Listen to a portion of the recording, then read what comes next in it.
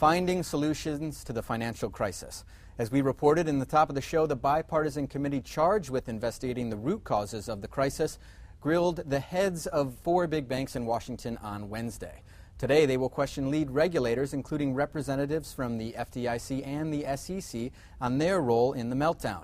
But given that the commission is made up of only 10 questioners, we reached out to regulars on our show to find out questions they would have for both bankers and the regulators if they were on the committee.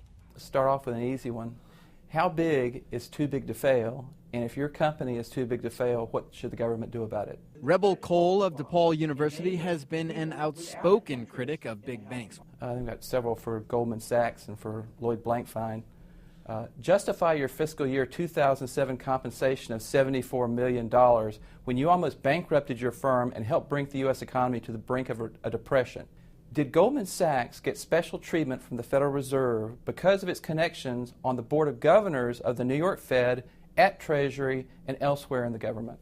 For University of Illinois Chicago's George Rowe, the uncertain future of regulation provided this line of questioning. Are you concerned that if there is a significant public backlash, that sooner or later Congress may intervene, rightfully or wrongfully, to appease the public? My question to the regulators is, so what's your wish list of what you'd like to have done, and then what is it realistically that you think you can get done?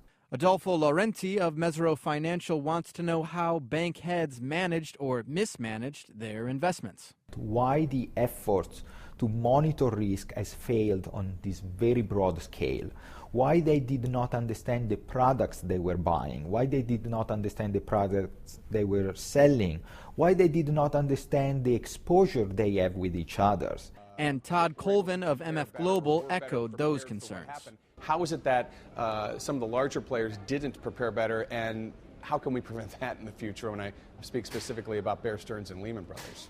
Certainly all good questions from our regular guest, Bijal, but now I'd like to know what questions you would have if you were on that committee. Well, I would be asking the regulators whether they think the Glass-Steagall Act, passed back in 1933 and then repealed in 1999, whether they think that should be reinstated. There's some proposals going on in Congress, as we mentioned. Also, I'd want to know to what extent were regulators responsible for the crisis, and to what extent was there lax regulation causing it all? I'd like to know what regulators are doing differently right now than they were differently from 2 years ago, and that's also true of banks. What specifically are they doing differently? What lessons have they learned? And interestingly enough, Paul, the Federal Reserve Chairman Ben Bernanke was not invited to this first series of hearings. I'm sure he will be, though, as the Commission continues its investigation. But I would want to ask Mr. Bernanke, why should Congress let the Federal Reserve keep its powers to regulate banks when the Fed clearly failed to do the job over the past several years? Why give the Fed a second chance? Well, certainly that commission will be hearing from Ben Bernanke in the future, and we'd like to hear from you.